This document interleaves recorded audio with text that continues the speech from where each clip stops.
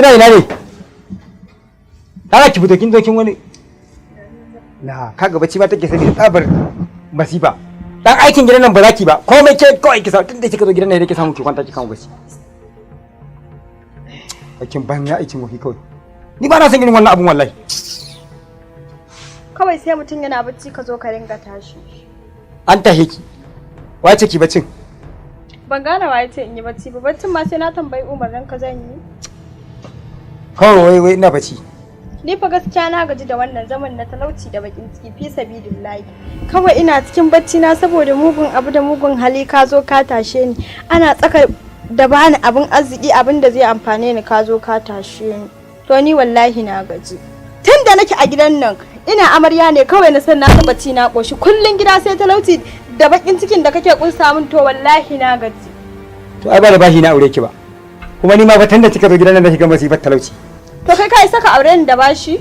Na maka kalan matan da za a aura da bashi ne? Allah tunda kika zo nake zargin ki saboda da ina samun 2,000 2,300 amma tunda kika zo daga faɗi aljihuna mutu ni ina kamar an zuba mun ruwan baki. Ni fa wallahi ba kashin tsiya ne da ni ba kashin arziki ne da ni gara in faɗa maka ka sani. Ba zan iya ba na gaji da wannan bakan wahalar da nake sha a gidan nan wallahi sai ka sake ni. Ni in sake ki ni? A Allah ba zan sake ki ba. Ai kin ga na sake ki. To sai dai in America ce ta kamun hari. Ta yaki kafa ta ɗaya sai in sake ki kada yayi ta bin amma haka kawai ba zan yi hauka ba kun gwada Allah ke da kullun uwar ce in wannan je ki dan taba lemo ne na sai shi sai dai ba lalle ne ma abinci a gidan ba kun ga shiga ga ciki ko ki karba ko ba yore wallahi in bare shi in shange shi wallahi ki ce ki ba ki ji kin ga hauka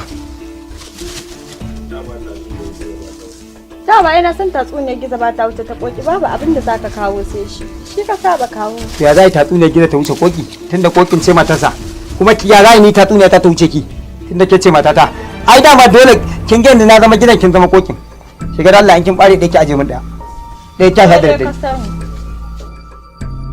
irin ku ne masu lenin diya wallahi masu cewa da uwar miji yaya ba za ku fito da ku ce babu ba ko yanzu kake wallahi ya tsake wallahi a kasuwa tana cikin ci tsake kasuwanci wajen sarkin kasuwanci ungo takardaki